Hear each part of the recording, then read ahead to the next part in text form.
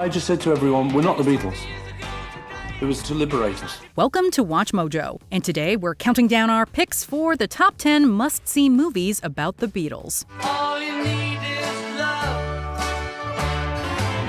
For this list, we're looking at films, documentaries, and maybe a mini-series about and or starring the biggest band there ever was. Let us know in the comments which you think is the best portrayal of these famous faces. Number 10, good old Frida.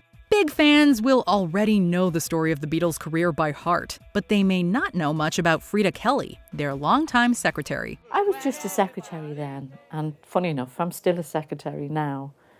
And who would want to hear a secretary story? This interesting documentary puts a fresh spin on the Beatles' history, following Frida's role from when she joined the crew in 1962, staying until the breakup was finalized in the early 1970s. Once I joined the Beatles organisation, I grew up overnight, in more ways than one. Rumors swirled around Frida just like everybody else in the band, including that she was getting married to Paul McCartney at one point. I was out with Paul, walking somewhere, maybe, he gave me a lift home, or he walked me to the bus stop.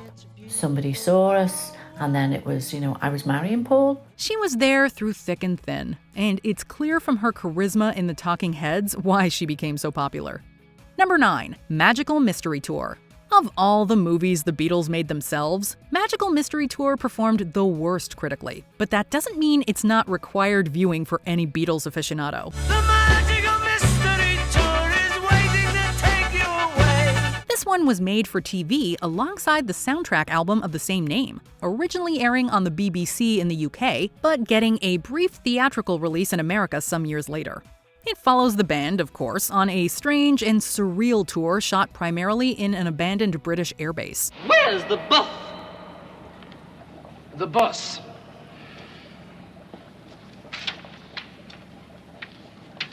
The bus is 10 miles north on the Dewsbury Road. But John Lennon eventually spoke out against the film's poor critical reception, blaming the BBC for airing it in black and white. Yeah, black and white certainly will ruin a colorful, surrealist musical adventure.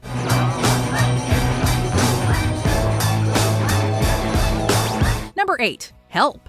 Unlike the first film starring the Beatles, this one was shot entirely in color, and they definitely took advantage of that by building big, exciting, colorful sets for the boys to inhabit.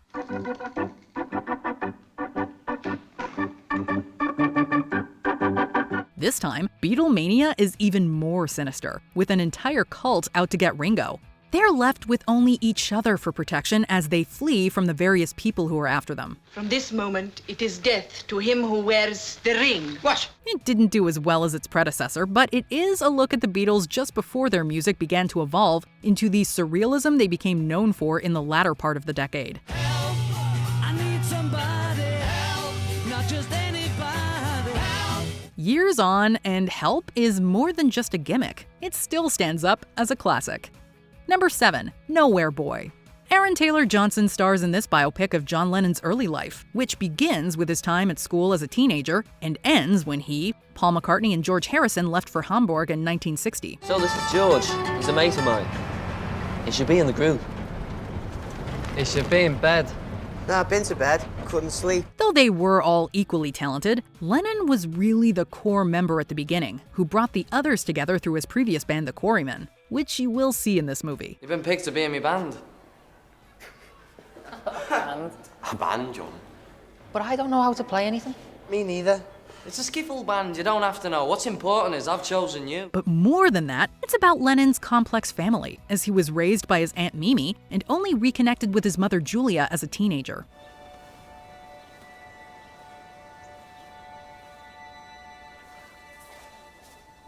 It's a sad but heartfelt portrayal of one of history's greatest songwriters, with its title being inspired by the Rubber Soul song, Nowhere Man.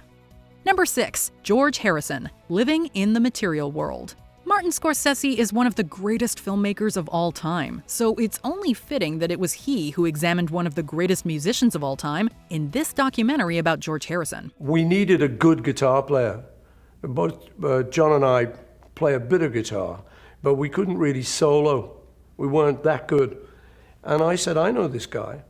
He's a bit young, but is good. He had already sadly passed away in 2001, a decade before the documentary was made. But his widow, Olivia Arias, provided Scorsese with a wealth of personal material and home videos to help craft this beautiful portrait. That was a good thing about being four together. We all shared the experience. How many Beatles does it take to change a light bulb? 4. Harrison was arguably the one driving the Beatles' change of sound in the late 60s, despite his famously quiet demeanor. It was his idea to go to India, for instance. This thought was the yogis of the Himalayas. I don't know why, I'd never thought about them for the rest of my life, but suddenly this thought was in the back of my consciousness. He was a more than worthy subject for this 3.5-hour masterpiece. Number 5, Yellow Submarine. Taking inspiration from the Revolver track of the same name, Yellow Submarine exemplified the psychedelic flower power imagery of the late 60s. Other than a live-action closing appearance, the Beatles themselves weren't too involved with the movie, which was directed by George Dunning with a story by Lee Meinhof based on Yellow Submarine that was subsequently adapted into a screenplay by a few collaborators. A few as-yet unheard songs also debuted in the film, however, like George Harrison's Only a Northern Song.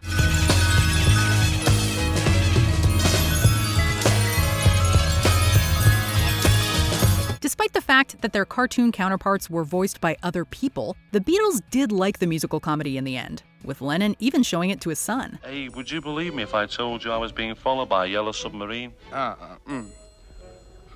No, I would not. Oh, yeah.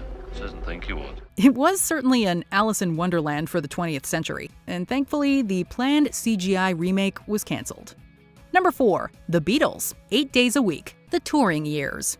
In 1966, following 4 solid years of Beatlemania, the band decided to retire from touring and live performance. This is Beatleland, formerly known as Britain, where an epidemic called Beatlemania has seized the teenage population. This documentary takes a close look at what those chaotic 4 years were like, going from when the Beatles first made it big through their successful US tour and huge performance at Shea Stadium, and ultimately ending after a difficult American tour and the backlash that erupted following Lennon's contentious comments about Jesus. No, I'm not saying that we're better or greater or comparing us with Jesus Christ as a person or God as a thing or whatever it is. You know, I just said what I said and it was wrong or was taken wrong. They then retreated into the studio and gave the world Sgt. Pepper. It is quintessential viewing to understand their meteoric rise to fame, their immense talent, and the vital role their manager Brian Epstein played in their discovery and marketability. In one way it was good because we went into the recording scene and really sort of expressed ourselves through the records then because we could no longer do it outside. Number 3, A Hard Day's Night. Undoubtedly the best Beatles movie starring the actual Beatles, A Hard Day's Night was a smash hit in 1964 and remains a cultural touchstone for the era. It's been a hard day's night, and I've been working like a dog. No movie captures the zeitgeist of Beatlemania like this one, as we see them battling to escape their legions of dedicated fans. Much like their other movies, and indeed the music itself, A Hard Day's Night is both an emblem of the decade and absolutely timeless. That's not your grandfather. It is, you know, but I've seen your grandfather. He lives in your house. Oh, that's my other grandfather, but he's my grandfather as well. How do you reckon that one out? Well, everyone's entitled to two, aren't they? And it's my other one. It's still fresh, it's still funny, and it's still a relevant testament to how pretty much everything the Beatles ever touched turned to gold. They were as fun and chaotic as they were talented. Just to dance with you, oh, is everything I need. Number 2, Imagine, John Lennon. Released over 7 years after Lennon's tragic murder in New York, Imagine is Lennon in his own words, carefully constructed from never-before-seen footage recorded before his death. The thing is that as a Beatle, every song and every album and every record and every film was a diary of who we were at the time. But we were in the dark about it till later. It's probably the closest thing we have to a look at Lennon's life the way he wanted people to see him.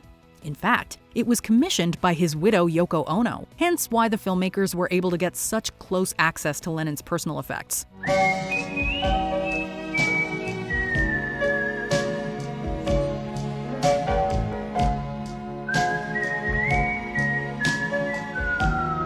and it goes beyond his time with the band through his long solo career of the 1970s, in which he generated many more classics.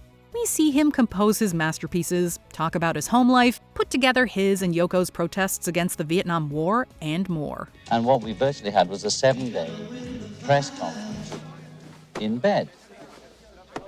It's a bed in, folks.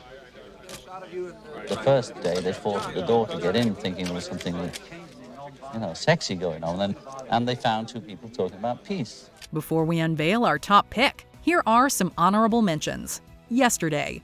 In a world with no Beatles, can one man bring them back? Christ, this is Let It Be! You're the first people on Earth to hear this song. This is like watching Da Vinci paint the Mona Lisa right in front of your bloody eyes. I Want to Hold Your Hand. Will these Beatlemaniacs ever get to meet their favorite band? I figured out a way to get into the Beatles hotel. Damn, Rosie, control yourself. The U.S. versus John Lennon. It shows how American authorities repeatedly failed to deport Lennon. We had no idea that there were FBI agents writing down the lyrics in the audience. Before we continue, be sure to subscribe to our channel and ring the bell to get notified about our latest videos. You have the option to be notified for occasional videos or all of them. If you're on your phone, make sure you go into your settings and switch on notifications. Number 1. The Beatles, Get Back. In 1970, the documentary Let It Be was filmed and released alongside the album, but none of the Beatles showed up to its premiere. It's complicated now, so see if we can get it simpler and then complicate it where it needs complications. But it's complicated in the bit. Capitalizing on the infighting just before they broke up, it was the only version of this story we had for a long time. However, Peter Jackson's mammoth, almost 8-hour documentary, for which he had access to the original 60 hours of footage from Let It Be, changes history. And yes, because it was originally meant to be a feature film, we're counting it as one despite its division into 3 parts on Disney+. But it's going to be such an incredible sort of comical thing, like in 50 years' time, They broke up because Yoko sat on an M. In The Beatles Get Back, we see that the Fab Four didn't only have fun together writing songs despite the impending breakup, but also that they tried to talk out their issues. It puts to rest many myths about the Beatles and gives an incredible insight into their process. Whisper words of wisdom, let it be. Do you agree with our picks? Check out this other recent clip from WatchMojo, and be sure to subscribe and ring the bell to be notified about our latest videos.